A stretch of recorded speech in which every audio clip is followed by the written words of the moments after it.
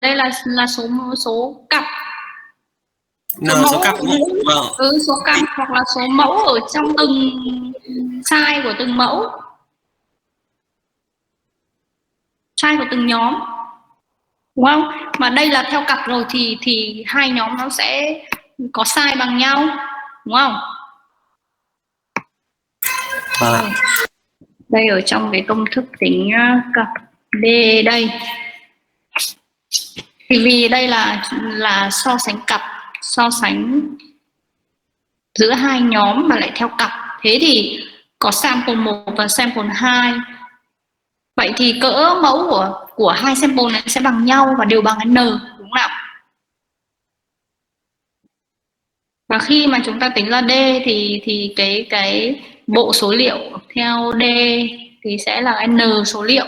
Như vậy N vừa là cỡ mẫu của từng mẫu, vừa là cỡ mẫu của cái cặp của cái bộ số liệu D,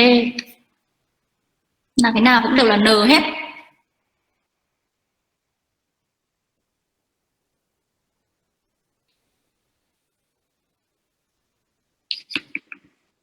Thế thì trong công thức làm pair t này thì degree of freedom chính là n-1, thì chỉ có một giá trị n thôi chứ, đúng không? Vâng, là ở đây. Vâng ạ.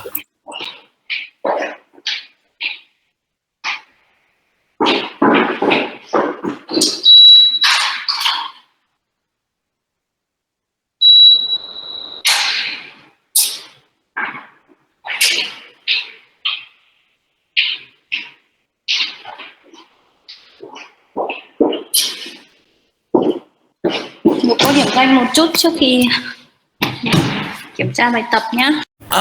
Bài này ạ, em có thể share màn hình của em lên được không ạ? Để tại nó làm luôn trên cái Excel. Em chiếu này em lên, thế thì tốt quá, em chiếu lên cho các bạn xem để cô stop bạn. Dạ vâng.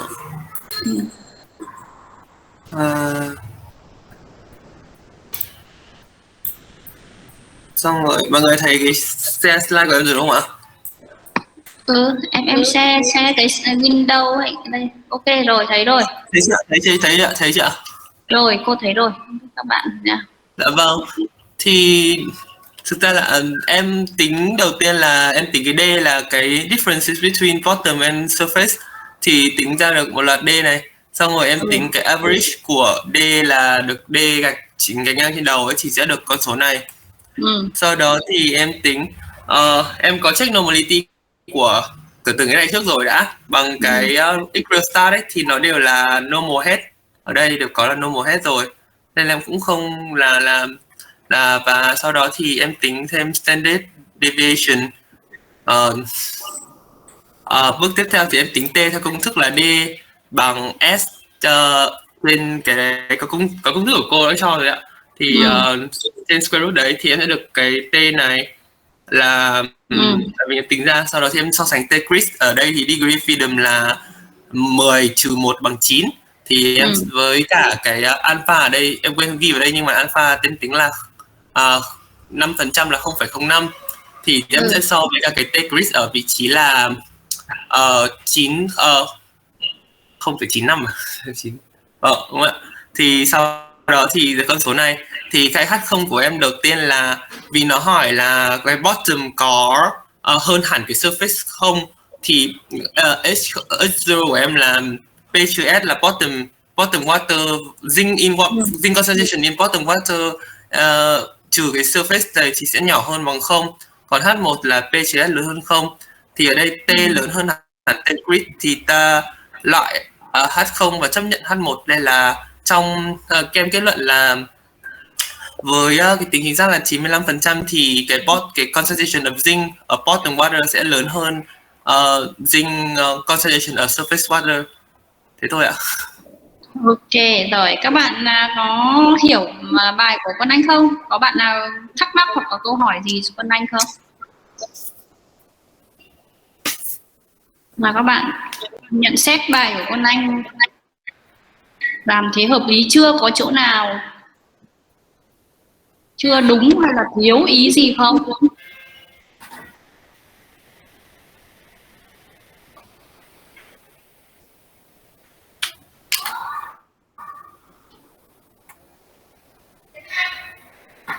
Hoàng Hiệp.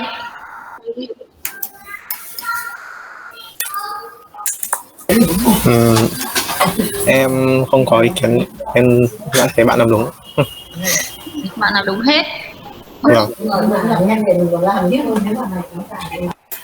Em có xem lại cái T-Grid ở trên bảng thì em lại không có kết quả giống bạn Quân Anh á.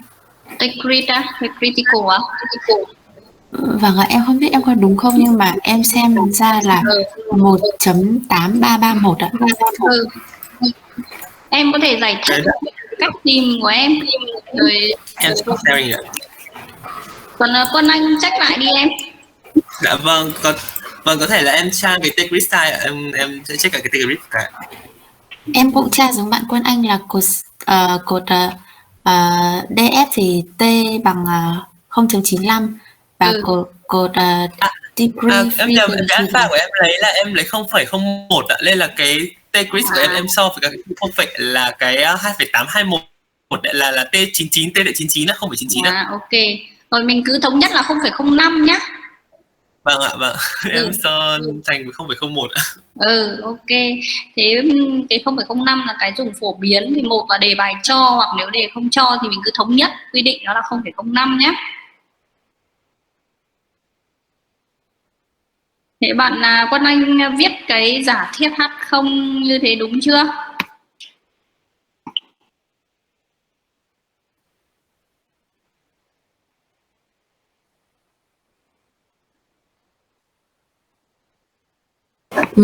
Em có ý kiến. Thứ nhất là với việc là cái check assumption ấy ạ, thì em không thì em thấy là ở trong phần lý thuyết thì việc check assumption là có phân bố chuẩn hay không thì nó là check với cả cái different chứ nó không check với từng cái dữ liệu trong cặp một ấy ạ. Thì em không biết là cái việc check từng sample một trong một cặp với cả check cái different này thì nó có khác gì nhau hay không. Thì đấy là em vẫn thắc mắc ở chỗ đấy ạ. Thì thứ hai là với cái phần đặt giả thiết thì bởi vì cái bài này nó hỏi exist nên là em nghĩ là cái hypothesis thì H0 nó sẽ chỉ là cái hiệu của bottom to surface bằng 0 và HA sẽ là bottom to surface lớn hơn 0 thôi, chứ sẽ không có cái nhỏ hơn hoặc bằng 0 ở H0. Thì tức là HA của em sẽ là bottom to surface lớn hơn 0 ạ. Lớn hơn 0. Vậy Vâng. thì H0 sẽ là thế nào? H0 sẽ là bottom to surface bằng 0 ạ. Bằng 0 á? Vâng ạ, tại vì em thấy ở trong cái phần pair t-test mà trong cái phần lý thuyết cô có đưa ấy, thì nó có 3 trường hợp của hypothesis ấy. Thì với 3 cái trường hợp của hypothesis đấy thì nó sẽ là 3 trường hợp độc lập và nó không, em thấy cái H0 của nó đều đặt bằng 0 hết chứ nó không có cái nào nhỏ hơn hoặc bằng 0. Thế hạt nhân mà H0 nó bằng 0 thì đấy là mình giả thiết là cái phần bottom sẽ luôn lớn hơn trong surface, thì như vậy là nó sẽ không có âm. Thì em nghĩ là nếu mà mình có giả thiết như thế thì đúng là H0 nó phải ghi là H bằng 0 thật. Trong cái PET test này thì cái H0 là mi D bằng 0, tức là khi mà nó bằng 0 tức là hai cái bằng nhau, đúng không? Hai cái giống nhau. Còn cái HA thì sẽ thể hiện cho là khác nhau hay là không, đúng chưa? Cái HA là cái câu hỏi là mình đang muốn xem nó khác nhau hay không, và cụ thể hơn thì là cái nào lớn hơn cái nào. Thế còn H0 là cái mà không khác nhau. Trong cái PT test này thì cái H0 là cái giả thiết là hai cái, tức là HA thì đang kiểm định là khác nhau hay là không, là khác nhau. HA chúng ta sẽ trả là hy vọng là hai cái mẫu này khác nhau, thì H0 sẽ là hai mẫu này không khác nhau. Thì không khác nhau thì khi đấy sẽ là mi D bằng 0. Còn HA là khác nhau thì chia ra 3 trường hợp, hoặc là chỉ biết khác nhau hay không, hai là cái ví dụ bottom lớn hơn surface, ba là bottom bé hơn surface. Nên là sẽ có 3 trường hợp cho HA là mi D khác 0 này, hoặc mi D bé hơn 0, hoặc mi D lớn hơn 0. Còn H0 trong trường hợp này thì như bạn gì vừa nói đấy, là sẽ là hai cái giống nhau, tức là mi D bằng 0 trong cái kiểm định Petty test. Trong phần lý thuyết cô đưa bạn ấy nói đúng đấy. Thì H0 sẽ là mi D bằng 0 và HA sẽ là mi D khác 0, hoặc là mi D bé hơn 0, hoặc mi D lớn hơn 0. Ok, đấy là đúng đấy nhá. Đấy, giả thiết ban đầu là lớn không là đúng rồi. Còn cái HA là trong cái bài này thì hỏi là bottom có lớn hơn surface không, đúng không? Cho nên là HA sẽ là mi D lớn hơn 0 và H0 là mi D vẫn bằng 0. Ok.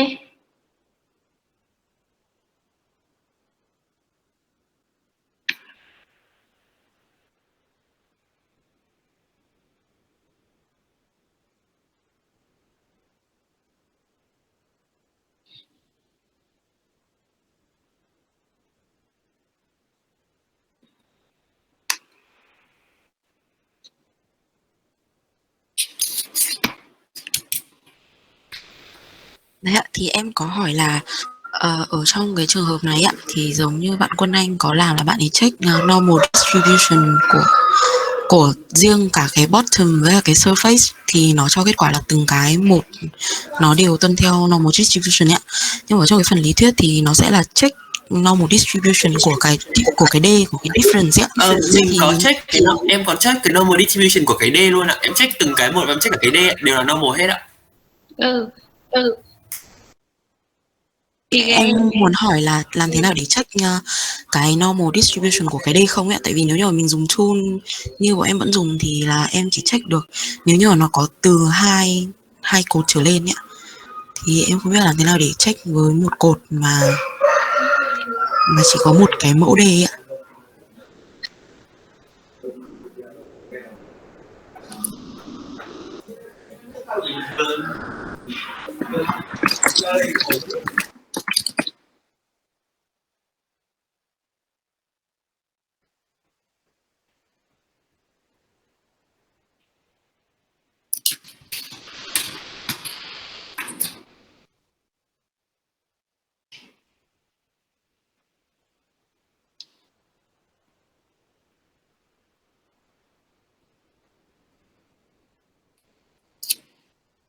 Và Mai vừa hỏi cô đúng không?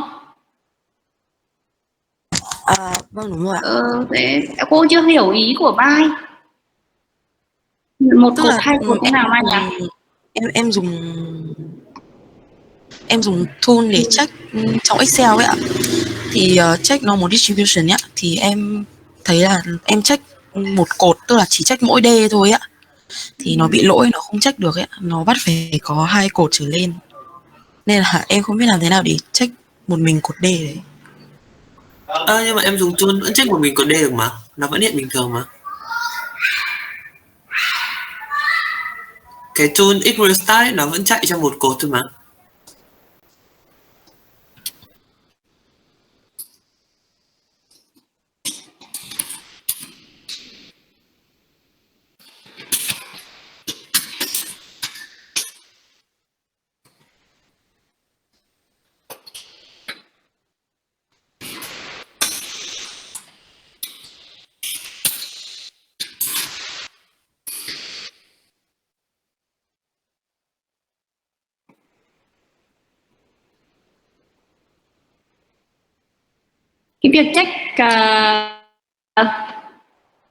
Cái việc check normal distribution hay không thì cô có một bài riêng là chúng ta có một số phương pháp đúng không? Thì có thể dùng thống kê hoặc là dùng dùng graph, box plot. Thì mình chỉ việc ứng dụng mấy cái đấy thôi. Nếu mà cỡ mẫu lớn, trong trường hợp mà cỡ mẫu lớn hơn 30 thì mình có thể giả định là phân phối bình thường. Thế trong trường hợp này là cỡ mẫu của mình nhỏ thì mình sẽ check, được chưa? Thì check thì trong trường hợp của Quân Anh là Quân Anh đã dùng test thống kê đúng không Quân Anh? Vâng ạ, dùng cái test thống kê đấy thì nó cho cả box plot luôn và mình nhìn luôn. Thì đấy thì cô vẫn chưa hiểu ý Mai là có thắc mắc gì mà cô vẫn chưa hiểu ý của Mai nhỉ?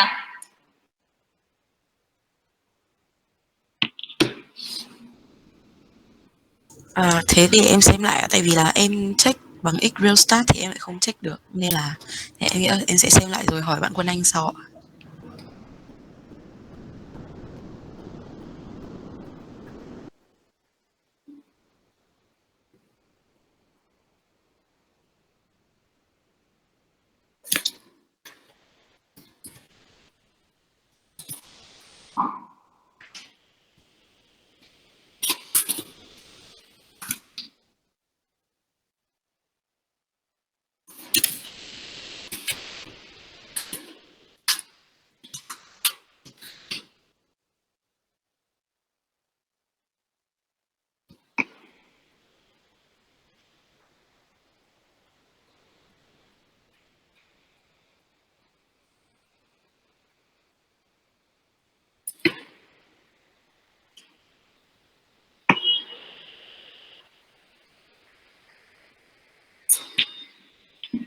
Okay, so I will show you my solution here on the slide.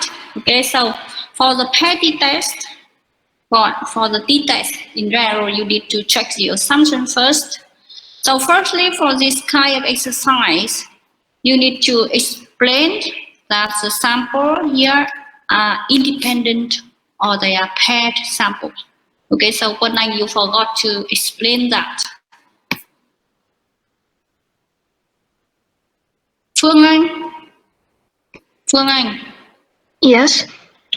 Okay, so can you explain in this exercise the samples are independent or are paired samples?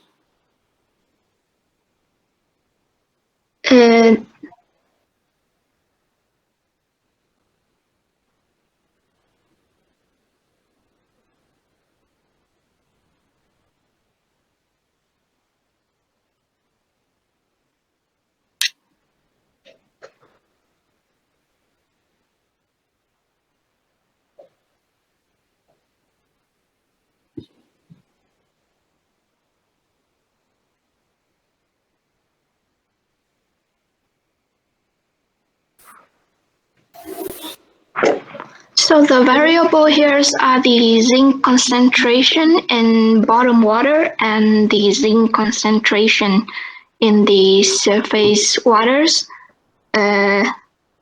So I think these two variables are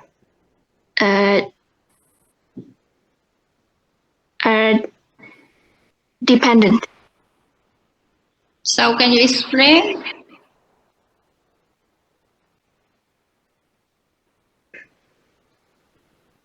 I'm not sure the way how we can explain this. Can you explain these are independent or dependent samples? Paired samples or independent samples? You cannot explain? So how can you know that you should use the paired t-test or independent t-test in this kind of exercise? What kind of test that we should use? Or maybe this two variable has the same characteristic, that is the zinc concentration. So which means this. The variable here is the zinc concentration. So any exercise or any data, we also always have a variable, okay?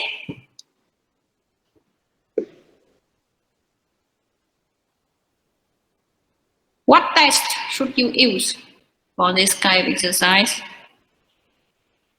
We use the pair t-test. Why? You need to know the reason why you use a pair t-test. Not can you use the independent t-test? No. Why not? Because we want to compare the mean of the two.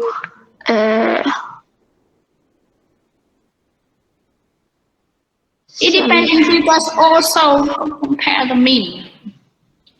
But these two are like, yeah, but I don't know how to explain this. You don't know how, but how can you know that you use pair t-test? You need to have a reason, right?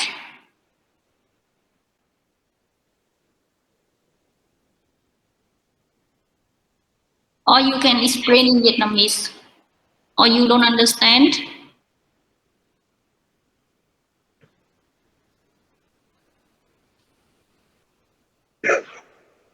Nguyễn Văn Anh.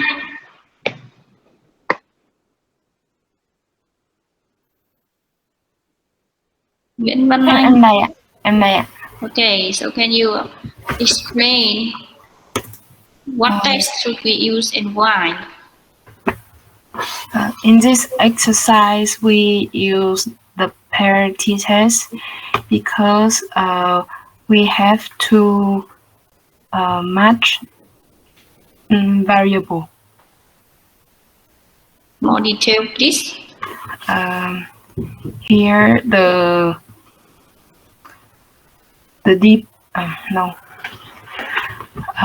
here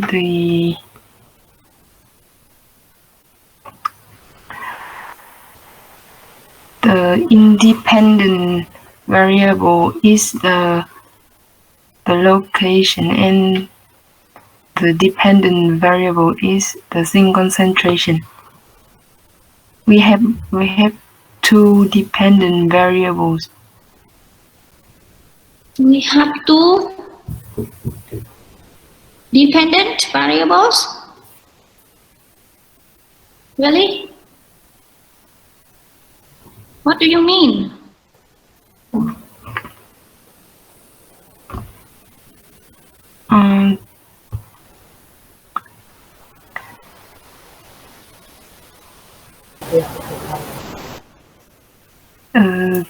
I mean, because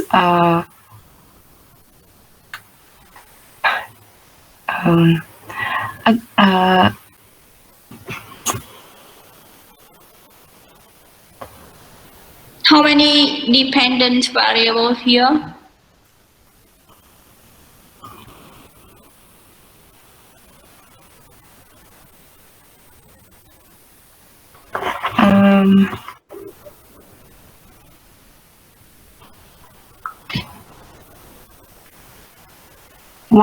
one dependent variable. What is it?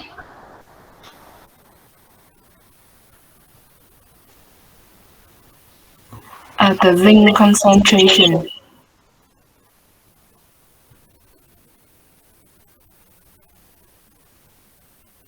The zinc concentration?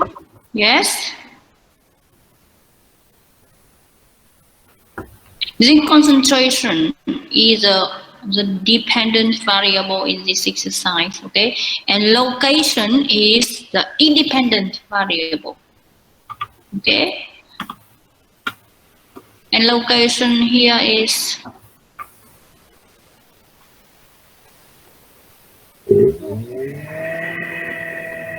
Location is nominal variable, right? yes. Okay, so why you use parity test? Why don't you use the independent t-test? Can you do independent t-test? Can you?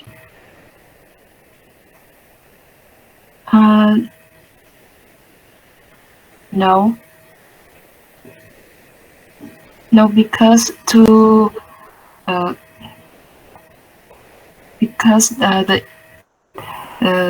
dependent variable has two labels.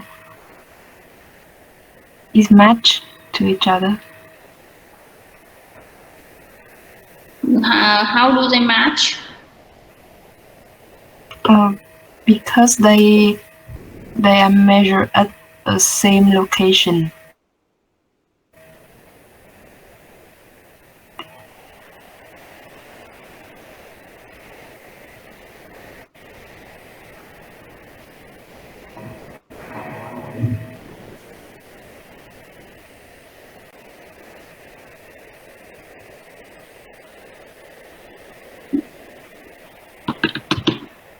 How do they match each other? The two samples here, zinc concentration in bottom water and zinc concentration in surface water. Okay, so do they match each other? Oh, you don't understand about pair sample?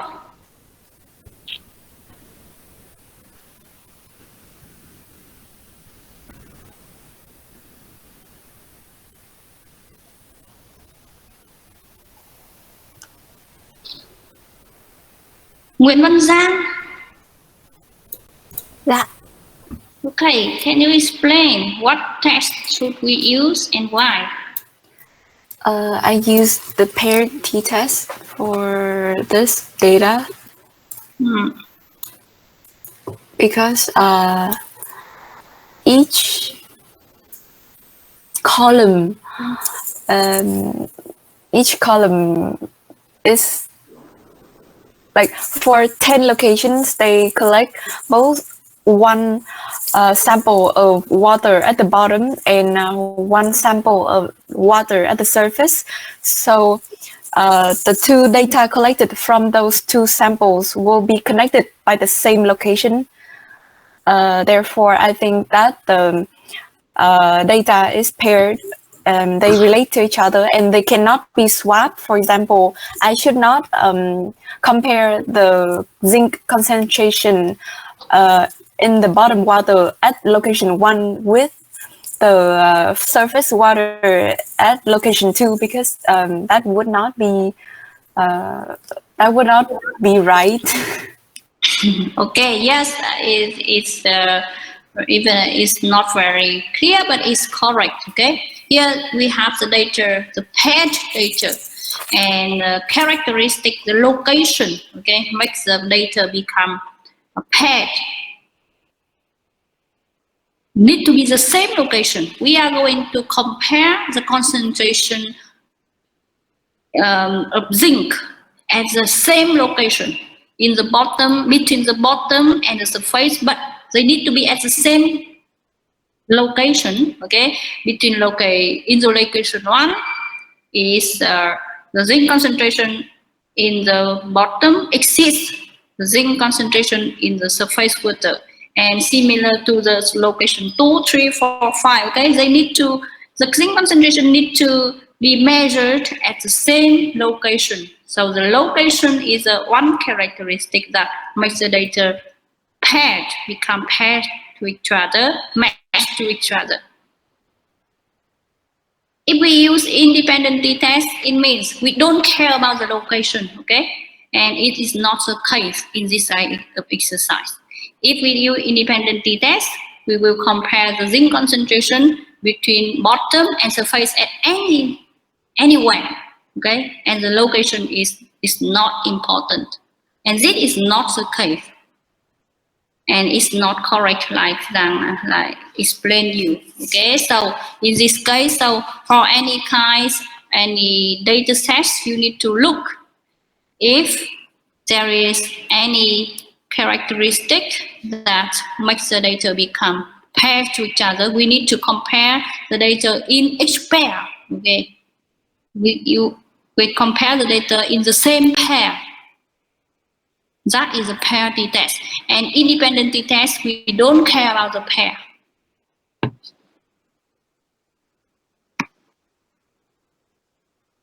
So in this exercise, you need to explain the data is paired sample or not, and in this case that is paired samples, and then you need to check for the distribution, for the normal distribution. As I told you, its sample size is very large, and normally we compare the sample size with 30. If it's 30 or higher than 30, we can assume that the data follows the normal distribution. But in this case, what is the sample size? What is the sample size in this case, Phạm Ngọc Hà? Oh yes, the sample size in this case is 9. 9? It's 10, sorry, and it's lower than 30. Yeah, the sample size here is 10. Okay, it's lower than 30, so we will check for the normal distribution. Yes. What data set we check for normal distribution? What data set? The data set we check for normal distribution is the difference between the pair of data. Yes, the difference is correct. So to do that, firstly, you need to calculate the D1, D2 until D10, like one I have done. Okay, D1 is the difference between zinc concentration in bottom water and in surface water in location 1. Okay, and D2, that is the difference in location 2 until D10, that is the location 10. And you will have a data set day 1 to day 10. Okay, and you will check the normality of the D1 to D10 data set. And here in this case, I show you the QQ plot, but you can use any methods that I have taught you. Okay, you can use box plot, you can use the statistic, anything. Okay, that helps you to determine the normality of the data set. So if you look at this one, okay, you can assume that of course it's not really normal, but you can assume it's in the range. It's between the range and the dots, the points, the red points here. It's not so far from the line. Okay, so you can, and the sample size here is small, only 10. Okay, so you can assume for the normal distribution to apply the pair t-test. And then you need to write the hypothesis. Writing the hypothesis is really important. Okay, if you write it wrong, you will get the wrong conclusion. Okay, so D is the difference between the bottom and surface. Trần Lê Nam Khanh. Yes. Okay, so can you explain me how to write the hypothesis? So for the exercise, we want to know the zinc concentration in bottom water except in the surface water. So I said the HA is the mu D bigger than 0, and H0 is mu D equal 0. Yeah, so you will base what is 8A? How to write out 8A? 8A is the difference of bottom. Difference of bottom and surface is bigger than 0. So 8A is what we hope, right? Yes. What we want to conclude. So to write out 8A, you will look at the question. Okay, what we want to conclude, what we hope will be written in 8A. Okay, so in this exercise, the question is, does the data suggest that the true average concentration in the bottom water exceeds that of the surface water? So it means mu D higher than 0. Okay, so 8A is mu D higher than 0, and H0 is for pair t-test, it always mu D equal 0. Okay, so the significance level alpha is 0.05, and then you need to check for the critical value and determine the reaction region. So the DF is n-1. So n is the sample size here. So DF will be 10 minus 1 is 9. Okay, and D005 will be at the column of D. Okay, one more question. Nguyễn Thị Linh. Yes. Okay, so it is a one-sided test or two-sided test? It's a one-tail test. Why? Because there is if the value is bigger than 0, then we can reject S0.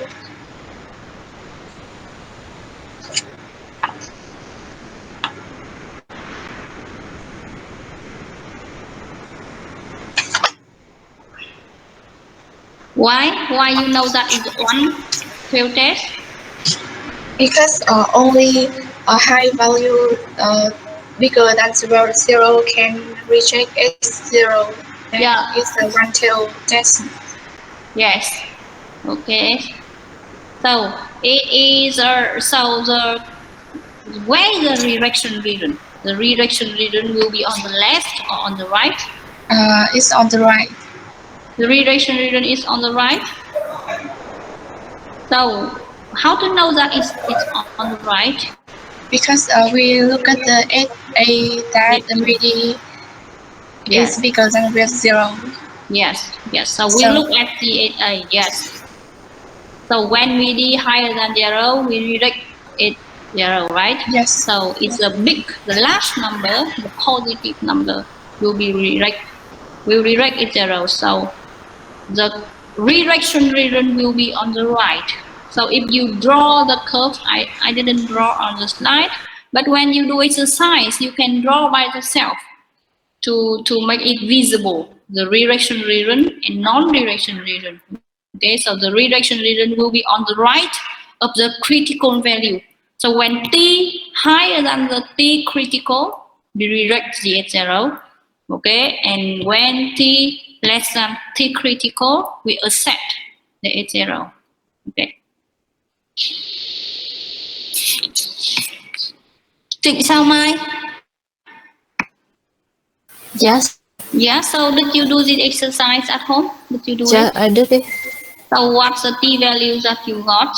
That the t My t value is 4 point t score 4.76. 4 4.776. 4.776.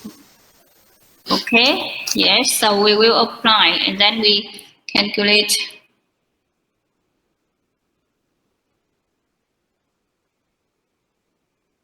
We will calculate the t statistic.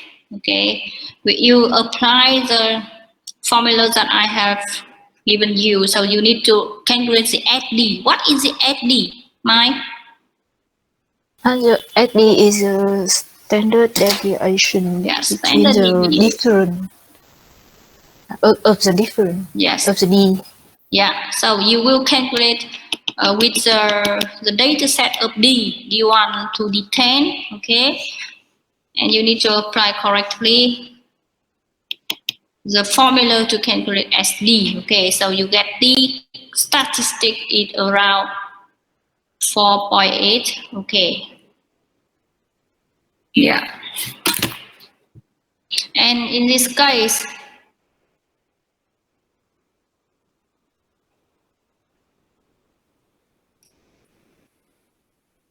so in this case, what can you conclude? Lê Trần Tuyết Mai, Yes. what can you conclude? Continue. In this case, because we can see that we have t crit is bigger than we have t score is bigger than t crit, so we reject 8 zeros and accept SA, and we have the conclusion that at the alpha is equal 0.05, the true average concentration in the bottom water exceeds that of surface water. Yeah, okay, so you see that the t statistic that you calculated is in the rejection region is higher than the t critical. So you reject the at 0. Okay, so finally you need to write down the conclusion. At alpha 0.05 on average, the bottom zinc concentration is higher than the surface zinc concentration. Okay. Yes. And now you continue to do this exercise, please, to practice.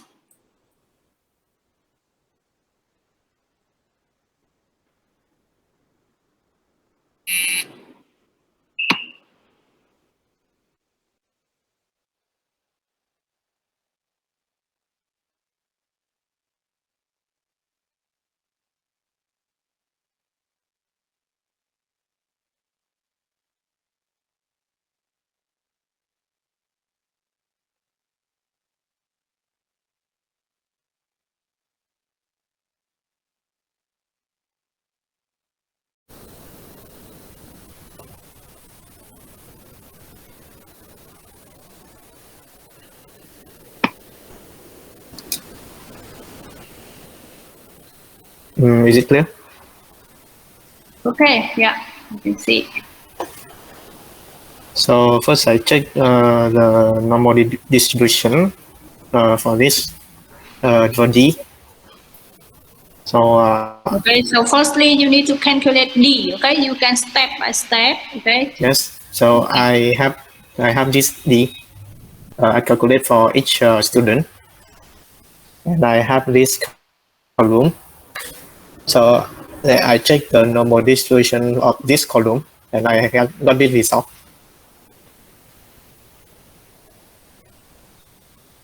So I conclude that this is normal distribution. Why? Why can you conclude that?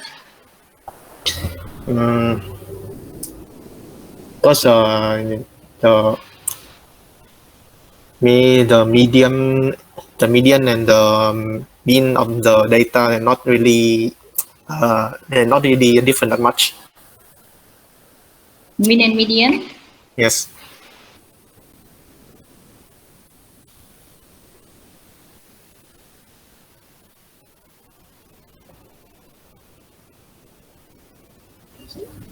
So I calculate the mean and the standard deviation of D. Then I calculate the T. It equal to 3.23, and the degree of freedom is 19. So T-crit is 1.729.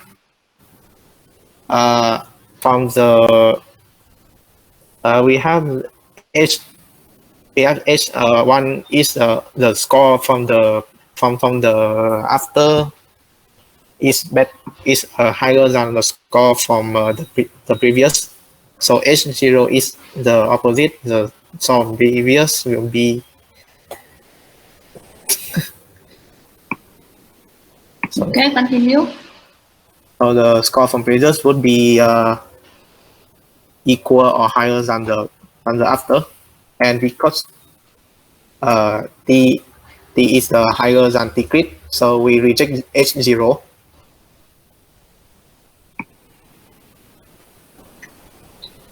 Can you explain what kind of test we use here? I'm using pair t-test. Why? Because we are comparing the score of each individual, each student, when they before and after.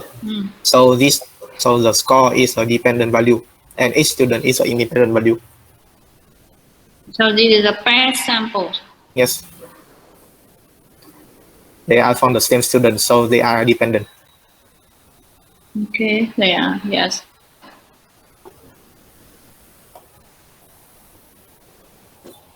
Okay, so anyone gives any comments about the solution of here?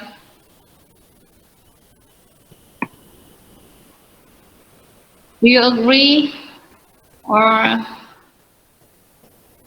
some information need to be added?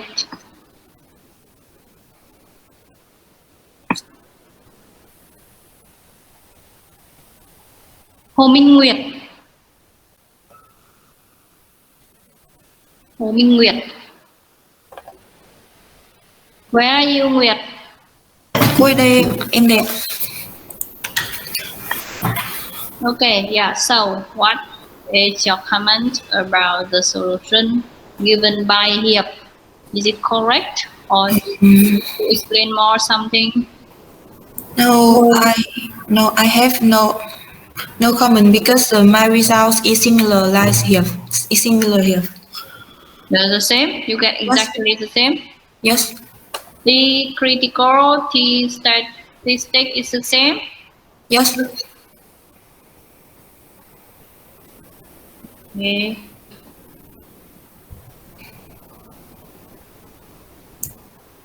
So this is a one tail or two tails test. This is one tail test. Why? Why is untail? Because test is checks the different. So it's the difference between the post-modulus score and pre-modulus score of student. and it kiểu yeah, kiểu như là nó muốn check xem là cái kết quả sau này có cao hơn cái trước không ấy ạ. Vì sao? Thì nó sẽ là MUI D này là lớn hơn không ạ. Khi mà lấy cái kết quả sau trừ kết quả trước ạ. Vì sao? Thì nó là one tail ạ. Thế khi nào thì two tail? Two tail khi mà nó chỉ so sánh xem hai cái trước và sau đấy nó có khác biệt không ạ? Hai cái giá trị có khác biệt không ạ? Yeah, it's correct. So, what is where is the rejection reason in this case? The reason is in the right right. Because the t value bigger than t grid. The t value? Oh, because yes, the redirection reason, it will be on the right or on the left? On the right. Why? Why do you know that the redirection? Because the t value bigger than t grid. No, not the reason to determine the redirection reason. T value could be less than t critical. Okay? In this case, your t calculated higher than t critical, but in some exercise or some data set, the t calculated can be less than t critical, so your conclusion will be different. But to determine the redirection reason, you need to look at HRO, one tail or two tails test to determine that. Okay, and after determination of the redirection reason, and then you will compare the t calculated with t critical to see the t calculated it belongs to the redirection reason or non-redirection reason, and then you can conclude to accept or reject HRO. You understand what I mean? Yes. Okay, so how to determine the redirection reason? You know? Why do you know that? When t calculated higher than t critical, you reject HRO. Okay. Bởi vì là cái t value này là nó là dương và nó lớn hơn không ấy. Thôi. Bởi vì nó lớn hơn không ấy. Vì MUD nó lớn hơn không ấy. Because MUD higher than zero, so it's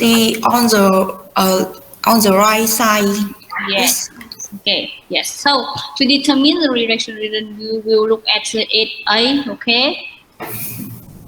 Or H0. What can redirect H0 in this case when MUD higher than 0? Okay. It means the positive value. Okay. Positive value will redirect the H0. So the redirection reason will be the positive value on the right. So that's why in this case you see the 10t calculated higher than t critical, so you redirect the H0. But if the 8A MUD less than 0, where is redirection reason? The redirection reason is on the left side. Yes, on the left side. So if the redirection reason is on the left side and t calculated higher than t crit, what can you conclude? So the conclusion is accept the HO and reject the HA. Yeah, yes, it's correct. Okay, so yes, you understand now. Okay, do you?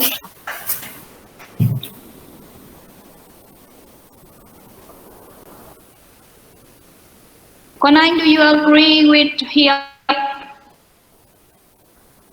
About the result? Yes, the solution. Yes, I have the same result. So I just think that he should put the explanation of the test first before he explain the result. Yes. Like you said, they should explain if it's pair t-test or independent t-test, and then explain if the sample is less than 30, and then explain furthermore. Yeah. Yeah, it's correct. Yes, so here pay attention, and all students You pay attention that when you do this kind of exercise, you should explain what kind of test do you choose first. Okay, here you jump immediately to the petty test, but without any explanation. Okay, so people don't understand why do you use this. So as when I said, you need to explain. You use the petty test because this is a pair sample, and then you check the normality of the data set. Okay, now we take a break and then we come back later.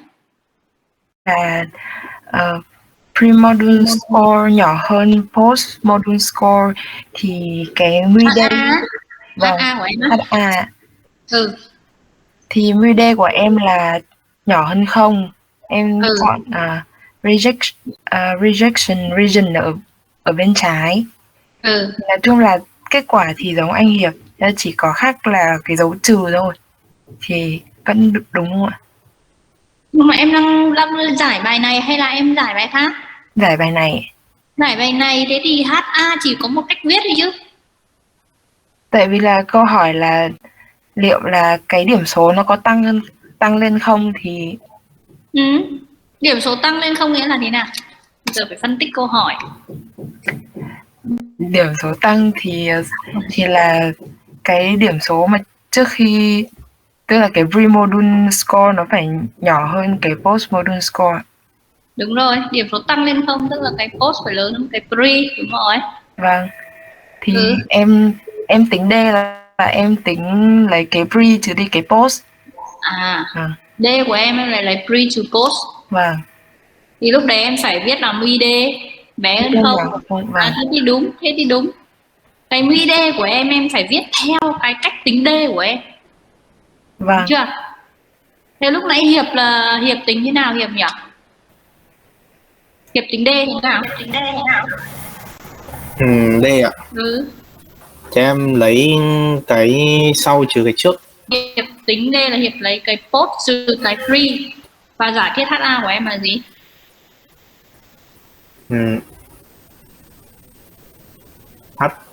HA là cái post lớn pre. Post lớn pre thì MUD phải nào? Em không biết MUD là MUD thì phải lớn không? Đấy. Như vậy cái MUD này mình viết lớn hay không hay bé hơn không là một là phụ thuộc vào câu hỏi, hai là phụ thuộc vào cách tính D của em. Ok, như vậy Văn Anh lại tính ngược lại với Hiệp. Hiệp thì tính D bằng post trừ cho pre, đúng không nào? Vậy thì khi cái câu hỏi đề bài của chúng ta là liệu là cái gì, cái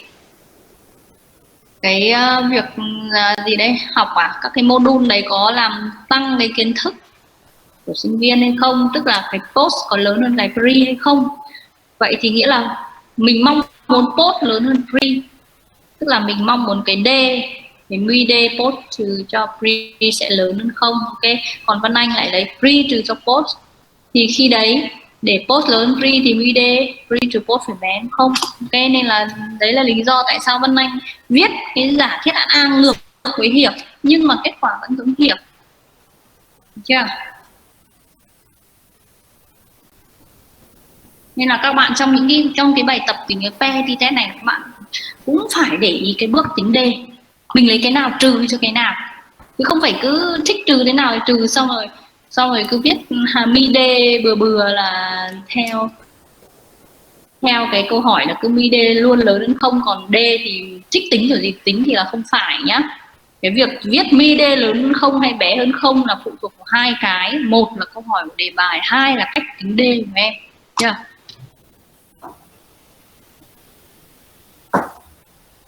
Trong trường hợp này đây là cái bài giải của cô. Thì trong trường hợp này cô cũng tính như Hiệp, mà cô lấy post trừ cho pre. Yes, post model score minus pre model score, find the difference. Thì câu đề đang hỏi là post lớn hơn pre hay không, đúng không? Chúng ta đang muốn chứng minh là post lớn hơn pre, thì cái việc lấy post trừ đi pre có vẻ nó thuận hơn so với cái việc bạn Văn Anh lấy pre trừ post, đúng không Văn Anh? Vâng ạ. Em lấy quy cho cái post xong rồi để trả lời câu hỏi kia thì có vẻ như nó hơi ngược hơn. Tất nhiên là cũng đúng thôi, nghĩa là em làm cẩn thận thì nó vẫn cứ kết quả y hệt. Okay. So we will find the difference between the post-module score and pre-module score, and we work on the data of DI. Okay, and the sample size here is 20.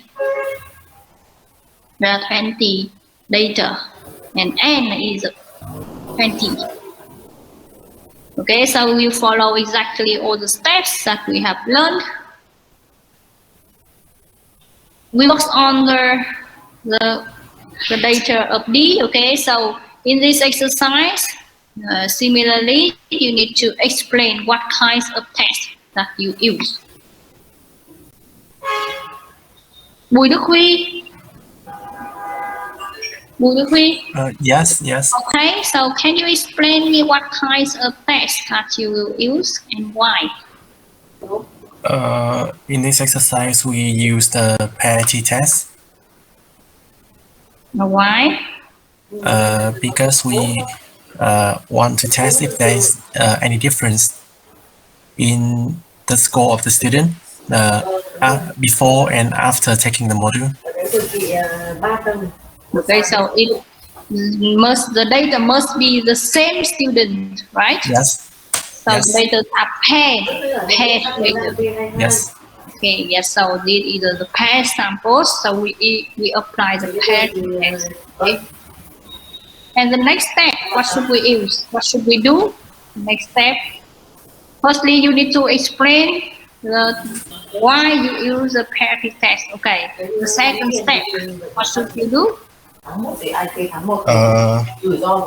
Then we determine our significance level. In this one, the alpha is 0.05. You have some noise from where? No, not me. Yeah, it's from here. It's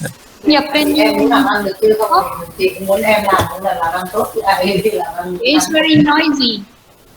Sorry, that was from other people. Okay, yeah.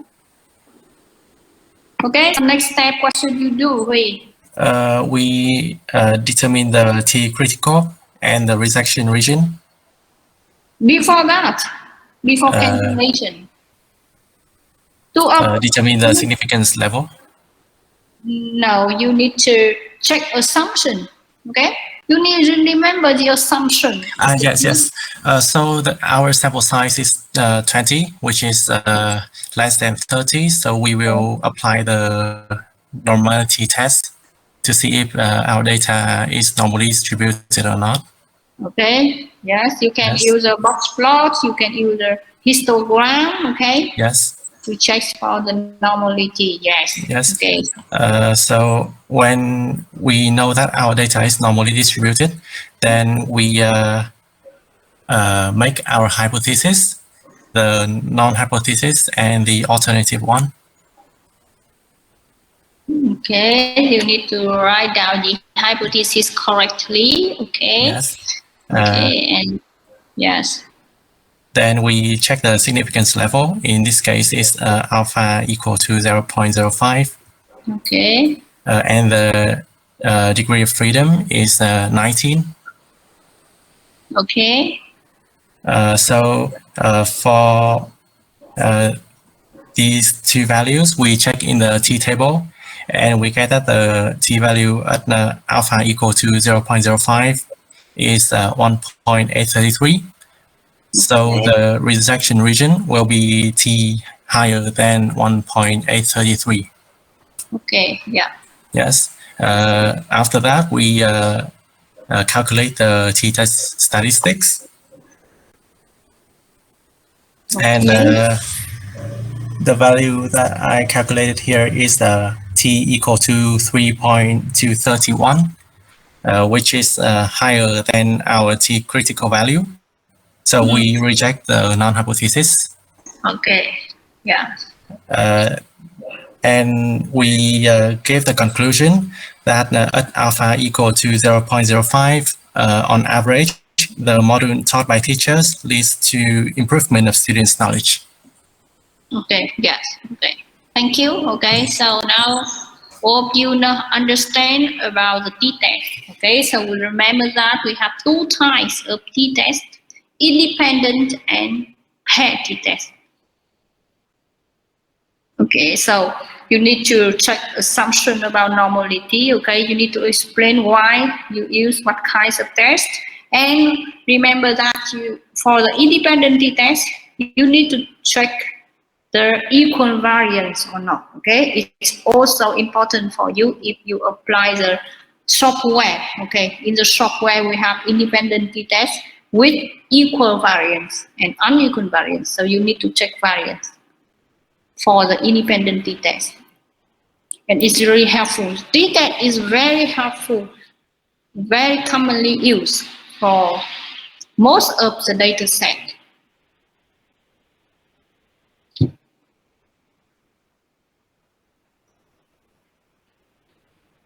So finally, you need to write down correctly, okay, the conclusion. And here I also give you the confidence interval. If you remember the confidence interval calculation, the confidence interval also helps you to test the hypothesis. Okay, in this case, you see the 95% confidence interval for the true mean difference is, I calculated here, between 0.72 and 3.38. Okay, 38. So what is your comment about this range? Nguyễn Hà Nhung. Nguyễn Hà Nhung. Okay, so do you have any comment about this interval, confidence interval?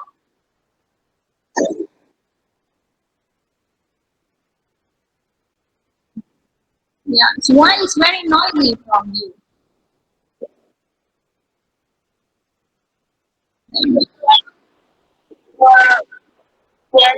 Yeah. For me, it's very noisy.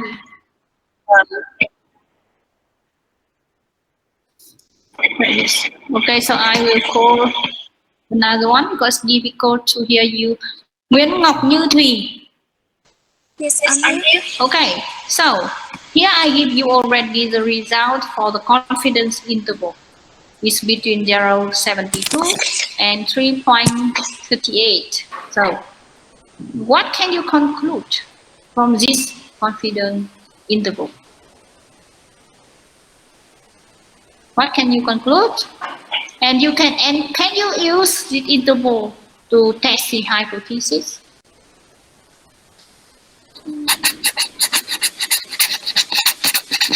I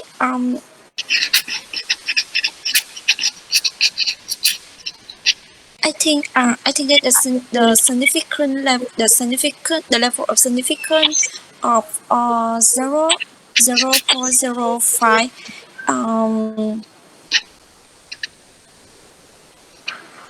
What is the meaning of this interval? What does it mean?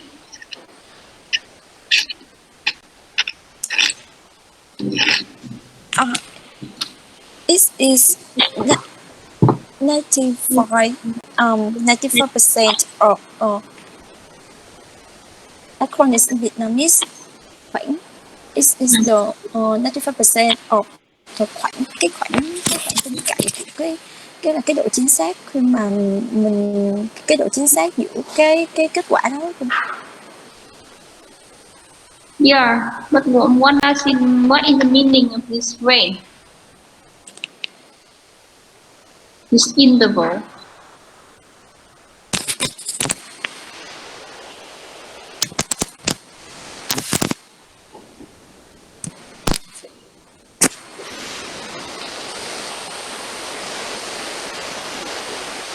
Can anyone say about this confidence interval?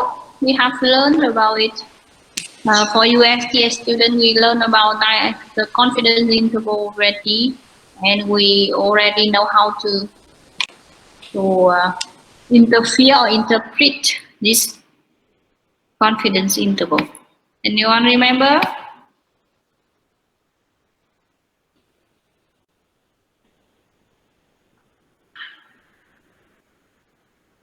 Đỗ Bích Ngọc.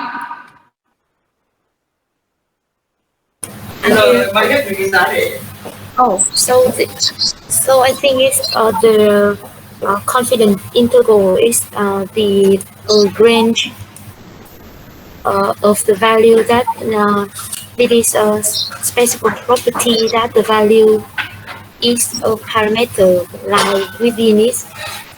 Yeah, so for this case, you conclude in this case, so the function is 55% confidence interval for the two mean difference. So it's the range of this 95% confidence intervals. If the mean of difference outside of the range, that may be not true, not the true mean. So the range here is about from the 0.72 to 3.38. It's not very clear explanation. Do you know? Anyone know? One you remember about confidence interval? I think the confidence interval will determine. So for this example, so for this exercise, with this interval, we can see that the score differences is significant. However, it's only in the range from 0.72 to 3.38, which is not a very large interval.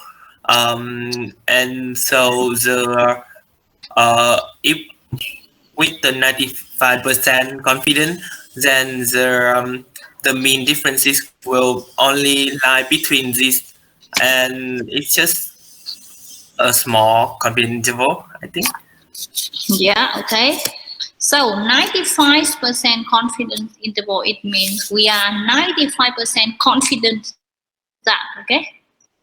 We are 95% confident that the difference between the pre-post score, in this case, between the pre-post score and the post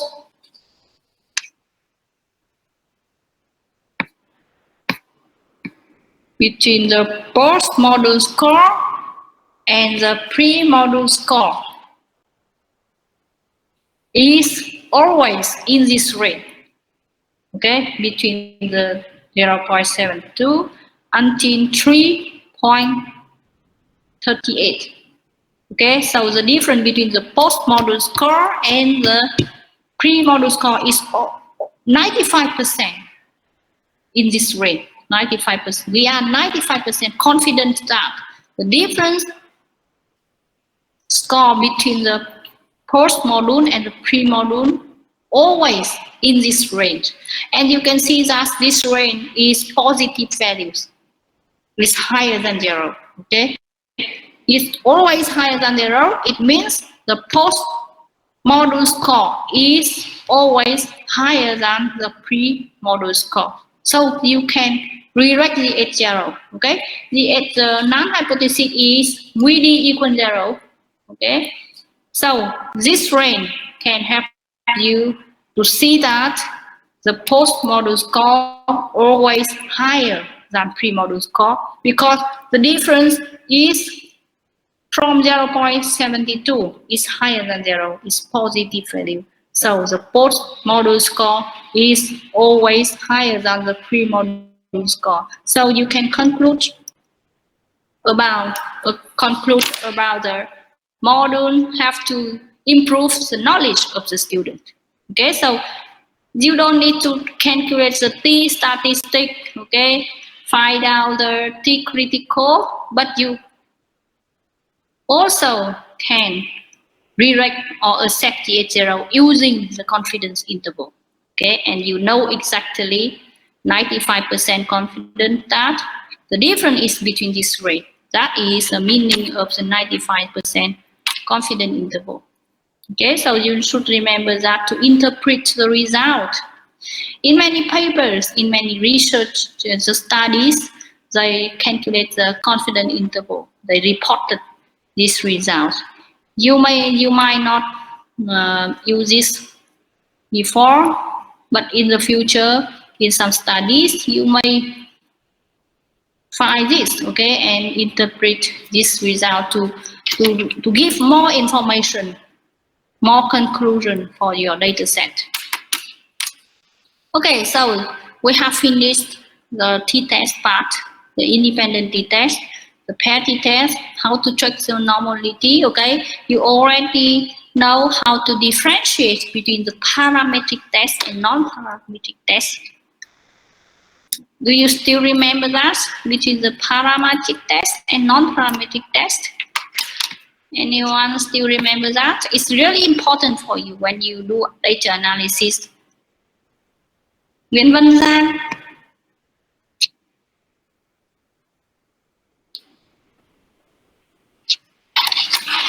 Nguyễn Văn Giang.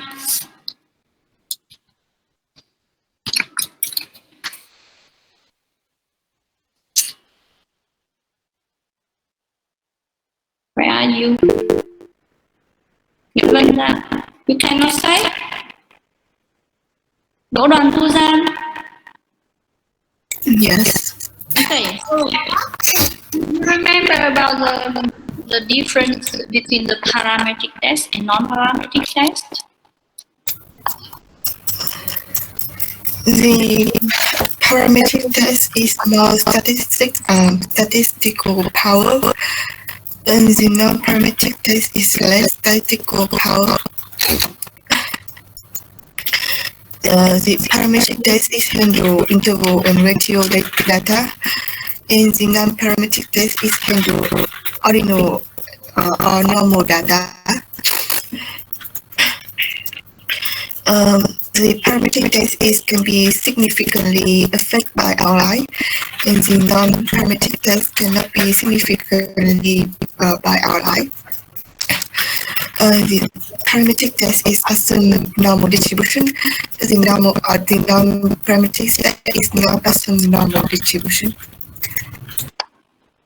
Yes. So, if we want to apply the parametric test, what do we need?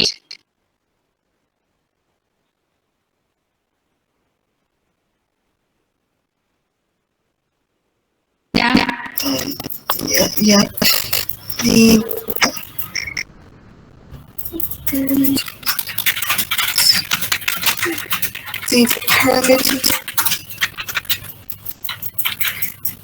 parametric test is a pair t-test and pair t-test. Okay, so if we want to use the parametric test, what should we do? What do we need to do?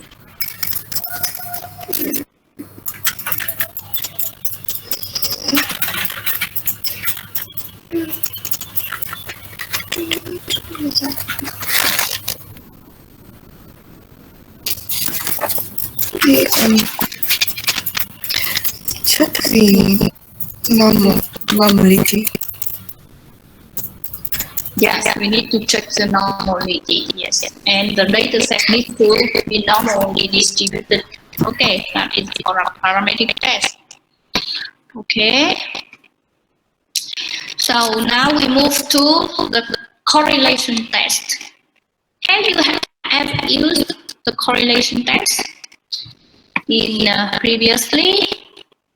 Anyone use it already? Đỗ Bích Ngọc, did you use it? I haven't used this before. You did, okay, you did before. Okay, so in correlation test, we have two types of tests: Pearson correlation and Spearman correlation.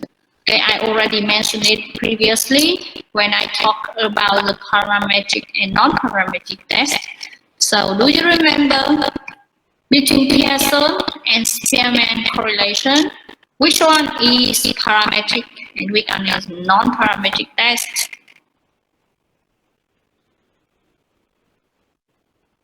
Trần Ánh Xuân.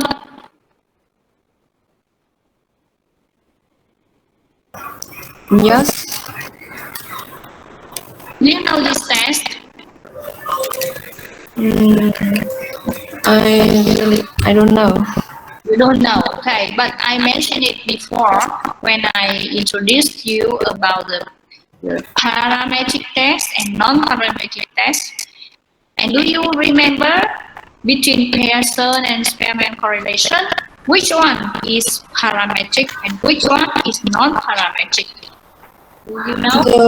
The Pearson is the parametric test, and the Spearman is the non-parametric test. Test. Yes, okay, it's correct. Pearson, so you should remember that Pearson correlation is a parametric test, okay, and Spearman correlation is non-parametric test. That is correct. Nguyễn Thị Linh. Yes. Okay, so when can we use Pearson correlation test? I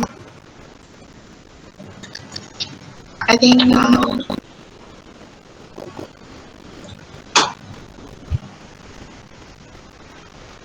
we can use the Pearson correlation when the data set follows a normal distribution. How about the Spearman correlation? The Spearman, the data don't have to follow a normal distribution. Yeah, so it's correct, okay. So Pearson correlation is parametric test, okay, and we can only apply the Pearson correlation when the data follows the normal distribution. If the data set does not follow the normal distribution, you cannot use Pearson, and in that case, you will use the Spearman correlation. Okay, so it's correct. Okay, so firstly, we will talk about the Pearson correlation. So the Pearson correlation, it will help you to find out the relationship between the two continuous variables. Two continuous variables. Can you give me examples of continuous variable? Continuous variable. What is a continuous variable?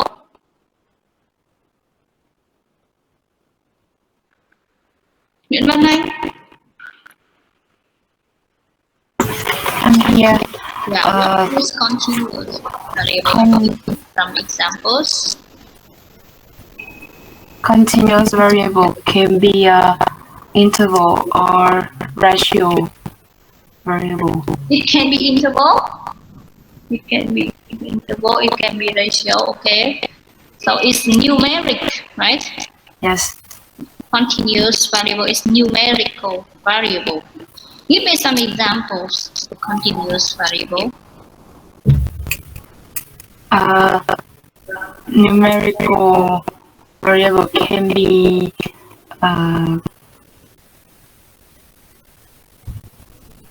the number of something.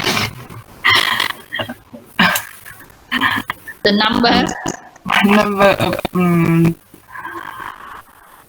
a fruit that the fruit come from a tree. The number of what? Sorry. Crop production, for example. Crop production? Yes. The number?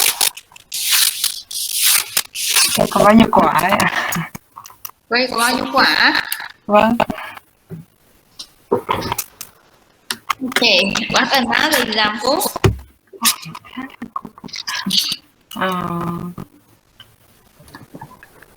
Chiều cao cân nặng sủi đỏ. Okay, yes, the height, the weight. Okay, yes, these are examples of variable.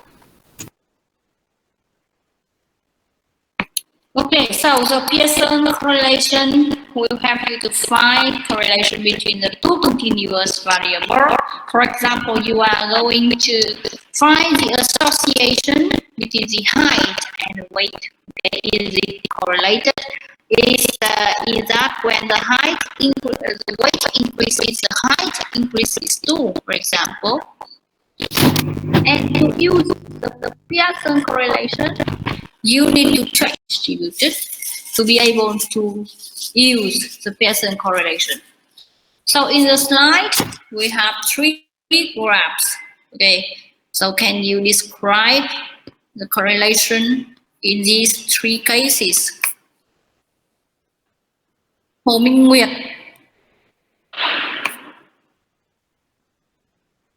Hồ Minh Nguyệt. Yes. Okay. Yes.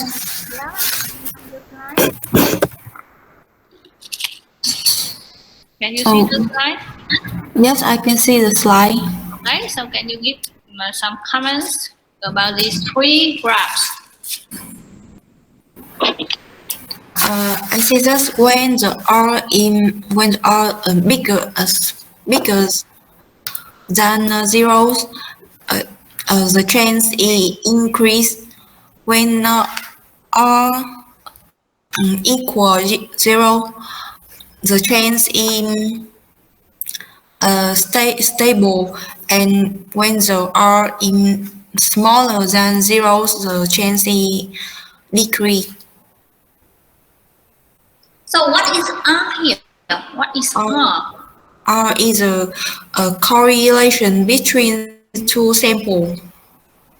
The R, we say that is the correlation coefficient. Okay? Coefficient. Yes. Coefficient. Yes, that is correlation coefficient. So you can see when R is higher than 0, we say that is a positive correlation. Okay, we say that is a positive correlation. It means when the one variable increases, the other variable will increase too. We say that is a positive correlation or positive association. When I is less than 0, the negative value. So we say that there is a negative correlation. Negative correlation means when one variable increases, the second variable will decreases. Okay, so we say they are negatively correlated. Yes. For positive correlation, we say the 2 variables are positively correlated. Okay, and when I equals 0, you see we stable line. So when one variable increases, the other variable does not increase. So there is no correlation. Okay, so when the coefficient R equals 0, we say that there is no any correlation between the variables. So the Pearson correlation will help you to find out the correlation between variables. No correlation or yes. If yes, it's a positive or negative correlation. Okay, they are highly correlated to each other or very poorly correlated to each other. That is the meaning of these kinds of correlation tests. So for these kinds of tests, the R, the coefficient, correlation coefficient is very important. Okay, it helps you to determine the association between the 2 variables, and this is the formula to calculate the R value. Okay, so you take notes this formula, and when you do exercise, you will have to calculate R. Okay, so from R you can interpret and conclude about the correlation between the 2 variables. And when R less than 0, we say negative. We can conclude about the linear relationship, negative linear relationship. And when R is higher than 0, we conclude a positive linear relationship. Okay. So what is the N? The letter N here, what does it stand for? Lê Trần Tuyết Mai. Yes, I'm here. Can you explain the different symbols? I think the n r is the coefficient, n is the sample size. We have the how many pair of x and y Okay. in the exercise. X y xi is the each of the variable x, and the y is the each of the variable y. Yeah, it's correct. Okay, so you need to calculate x components of this formula. Xi, yi. Okay, so when you do this kind of exercise, you can make a table with different columns. The first two columns are the first column is xi. Okay, you write down all value of xi. The second column is yi. Okay, you write down all the values of yi. The next column is xi, yi. Okay, and you will step by step calculate each pair xi, yi. Okay, and finally in the last row you can make the sum up all the xi, yi, sum up all the value of xi, sum up all the value of yi.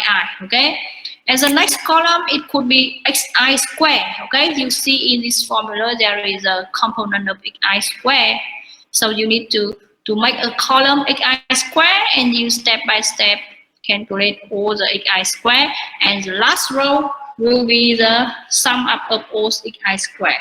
Okay, and similarly for yi square, and sum up all yi square, and then you just apply this formula from the values you obtain from the table to calculate r. Okay, it's not difficult at all for these kinds of exercise, just the careful calculation.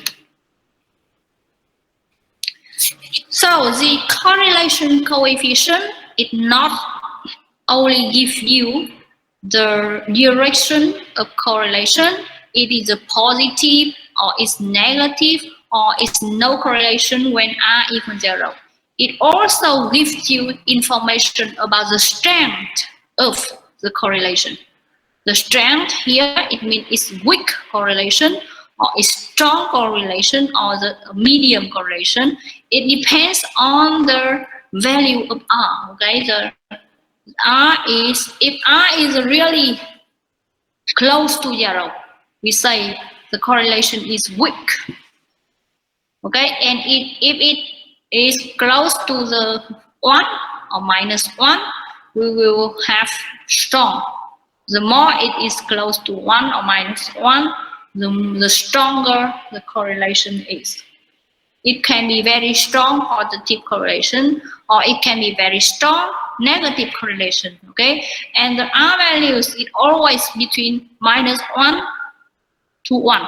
Remember that it always in this range from -1 to 1. Okay, so this table gives you the way how to interpret the value of r.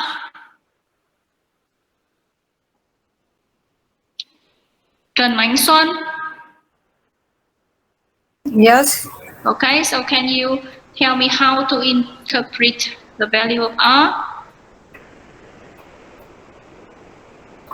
So if the r is equal or bigger than 0.8, we can conclude that it's a very strong linear relationship.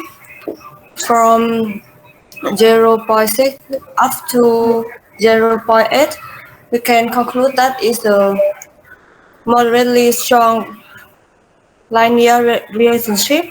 From 0.3 to 0.5, it is a fair linear relationship, and less than 0.3 is the poor or weak linear relationship. Yeah, okay, so now you know Based on the value of R, okay, you can conclude about the strength of the linear relationship, okay? From 0.8 or higher is very strong, between 0.6 to 0.8 is moderately strong, okay? Between 0.3 and 0.5 is fair, this is a fair relationship, and less than 3.0 is very poor correlation.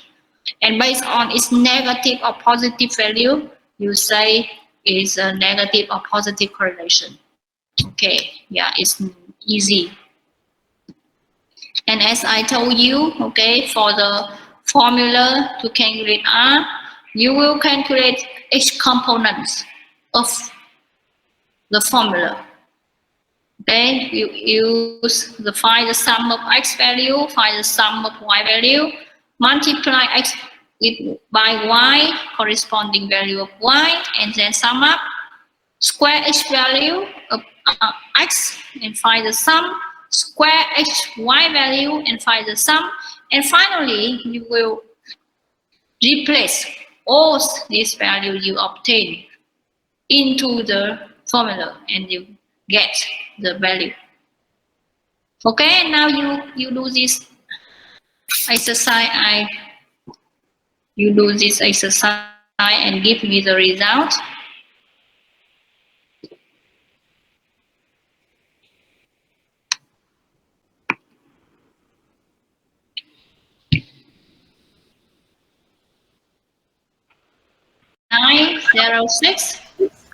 No, 0.9036, 0.9036.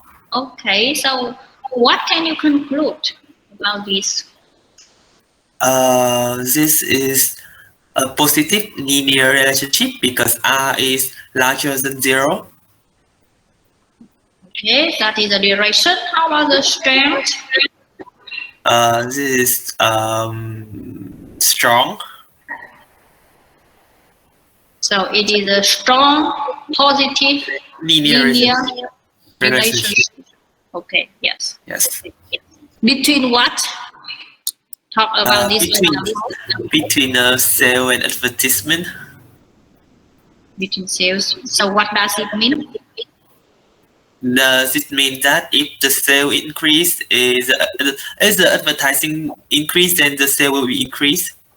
Okay, so it's when we give more money for advertising, okay, we will get higher sales, right? Okay, yes, so that's correct. Okay, the R is around 0.90304. Okay, so you can say that there is a very strong positive correlation between sales and advertisement.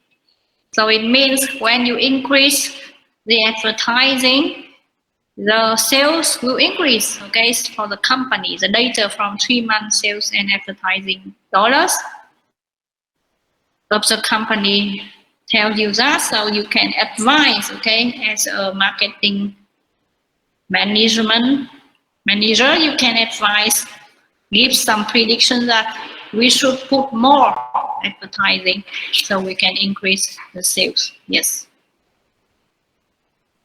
So for this kind of exercise, you make the table. Like I told you, you should, for doing the test, when you do the exam, you do the test, you should draw this kind of table so it will avoid any wrong calculation. You have a column of xi, you have a column of yi, xi, yi, x squared, y squared, and you write down step by step different values of xi, yi, and xi, yi, x squared, y squared, and finally the last row you will sum up, okay, sum up all the value in x column. So the last row will be the components of the formula, and finally you will apply the formula, okay, and you will get the result.